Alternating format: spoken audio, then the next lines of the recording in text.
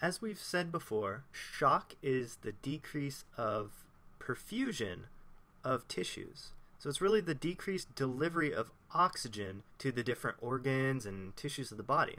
We said perfusion essentially equals the amount of flow over the amount of tissue that's being delivered to.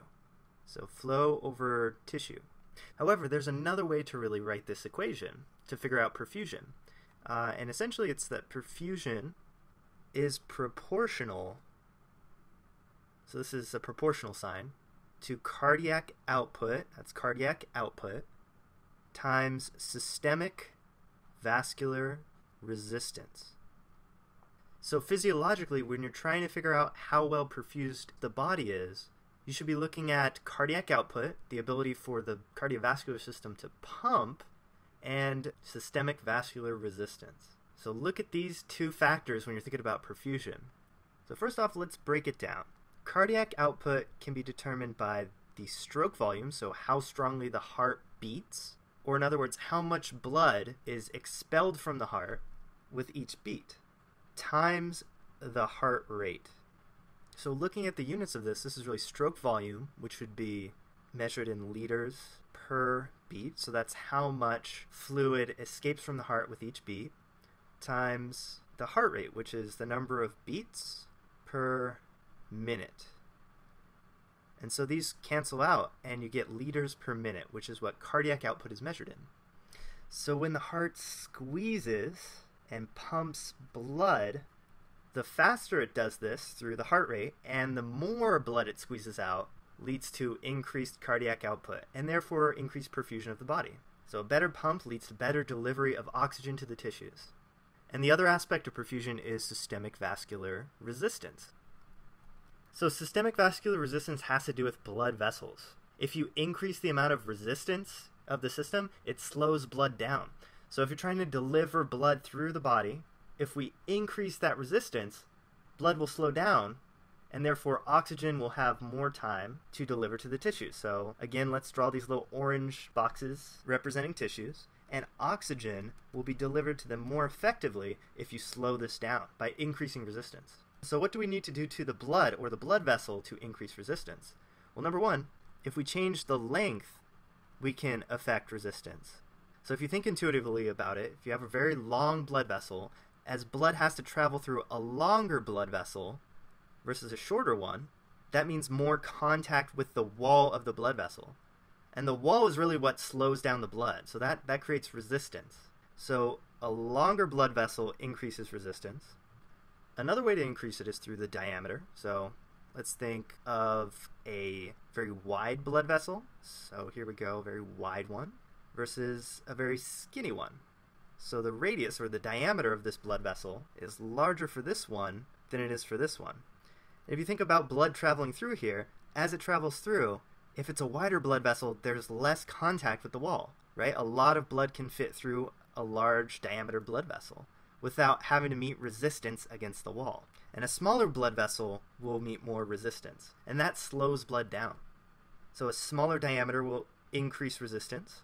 And last of all, something called viscosity will increase resistance. So I don't have a really great way to illustrate this, but imagine a bottle of honey. And so this is some honey versus a bottle of water. Honey is a little bit thicker. And so if you think about it, if you tried to pour honey through pipes or blood vessels, it's going to travel through more slowly, right? Cornstarch is another good example. Water will flow through a lot more quickly. So increase the viscosity or the thickness of the fluid also increases resistance. So to give you kind of a real world example from the body, this would be an example of if you have a lot of red blood cells, it's going to be thicker. Red blood cells kind of stick together as you travel through the bloodstream. So that would be more viscous. However, if you have less red blood cells, for example, a patient with anemia, E-M-I-A,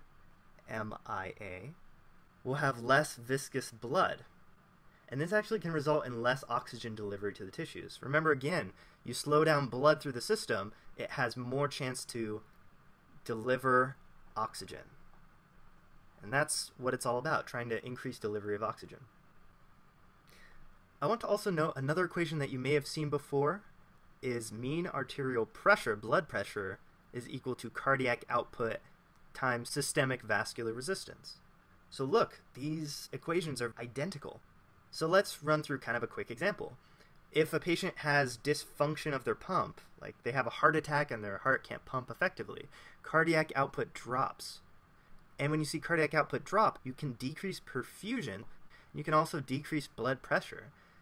And that's why a lot of the time, patients who have shock are experiencing a hypotension, low blood pressure as well. And that's kind of a main point to take away from this.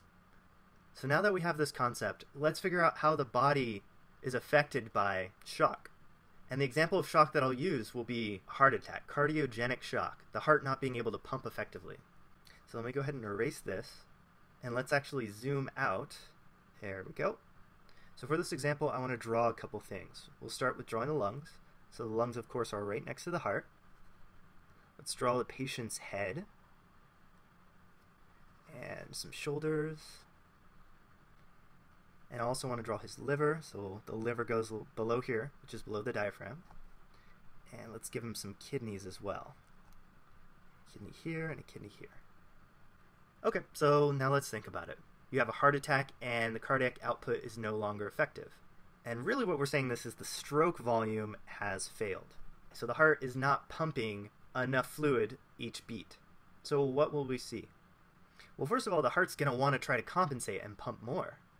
Well, first of all, change in the cardiac output also affects the mean arterial pressure. And when the pressure drops, the body can sense that. And to compensate, the heart is going to try to pick up the pace. So the heart rate will increase. So we have an increase in the heart rate. So that's an attempt to increase perfusion and blood pressure. Next, as we were saying, the blood pressure will drop from a decrease of stroke volume. So we have a decrease in blood pressure. And really, a patient is said to be in shock if the systolic blood pressure is less than about 80 to 90 millimeters of mercury. Or you can look at the mean arterial pressure. If that's dropping below about 65 millimeters of mercury, you're also in the danger zone. And next, there's also decreased blood flow to the entire body. Decreased blood flow means decreased oxygen, and so we start seeing failure of different organs and different tissues. One organ that's highly dependent on blood flow is the brain. So here's the brain. I'm going to draw it right here. As the brain receives less oxygen and less blood, you may see patients with altered mental status or confusion. And this is actually a cardinal symptom that we should be looking for. When we look down at the kidney, they're normally supposed to create urine. And so when these organs start to fail, we get decreased output. The kidneys are especially sensitive to decreased oxygen. They're very reliant on perfusion. So when you think about shock, focus on the fact that perfusion is proportional to cardiac output times systemic vascular resistance. And if you have any alteration of these two, it can affect perfusion and lead to hemodynamic shock.